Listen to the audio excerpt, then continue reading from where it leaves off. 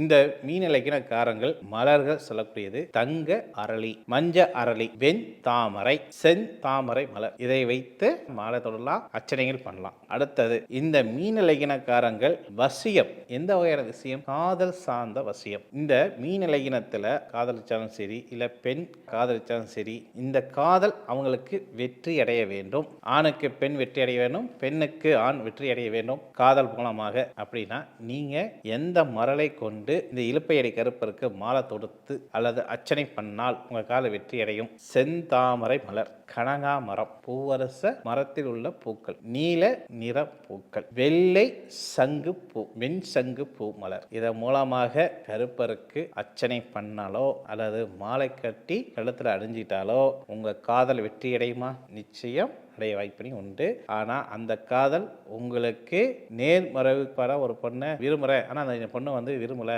அப்படி அந்த தப்பான நோக்கத்தில் இருக்கக்கூடிய காதல் தோல்வி. அதை இப்பயே நான் பதிவு வச்சுக்கிறேன். ஆனால் உங்கள் காதல் நேர்மையான காதல், உங்கள் வாழ்க்கை துணை நீங்கள் தேர்ந்தெடுக்கக்கூடிய உரிமை உங்களுடைய பெற்றவங்க கையில் கொடுத்துட்டாங்க அப்படின்னால் அந்த கோரிக்கையை நிச்சயம் கருப்பர் நிறைவேற்றி தருவார்னா நிச்சயம் நிறைவேற்றி தருவார். சரி, நெய்வேத்தியமாக என்ன பண்ணலாம்? இந்த நெய்வேத்தியம் மூலமாக நான் ஏற்கனவே சொன்னேன், வெத்தலை, பாக்கு, பூ, பழம். நம்ம ஃபர்ஸ்ட் பூக்களை சொல்லிட்டோம். அந்த நெய்வேத்தியம் சொல்லக்கூடிய என்ன? பால், அவல் பாயாசம், கடலை மிட்டாய், கடலை பருப்பு மூலமாக நெய்வேத்தியம். கடலை வாங்கிட்டு வந்து என்ன பண்ணணும்? ஒன்று கடையில் கிடைக்கக்கூடிய கடலை ஏற்கனவே வறுத்து வச்சிருப்பாங்க, அது கூட வந்து நெய்வேத்தியம் வச்சு சாமி கும்பிடலாம். அதோடய சேர்த்து பொரிக்கடலை சேர்த்திக்கலாம், அவளும் சேர்த்திக்கலாம். சரிங்களா? அதாவது நான் சொல்லக்கூடிய பொருள் என்னென்ன? கடலை, பொரி, அவல், அதுக்கப்புறம் வந்து பொட்டுக்கடலை. இதெல்லாம் கலந்து மேலே என்ன பண்ணணும்? நாட்டு சர்க்கரை. இதெல்லாம் கலந்து தெய்வத்துக்கு பிரசாதம் கொடுக்கலான்னா கொடுக்கலாம். இல்லை எனக்கு அவள் இருக்கு, பாயசம் இருக்கு, அதில் என்ன பண்ணலாம்? அவள் பாயசம் பண்ணலாம். அந்த அவள் பாயசம் பண்ணும்போது என்ன பண்ணலாம் அப்படின்னா குங்குமப்பூவும்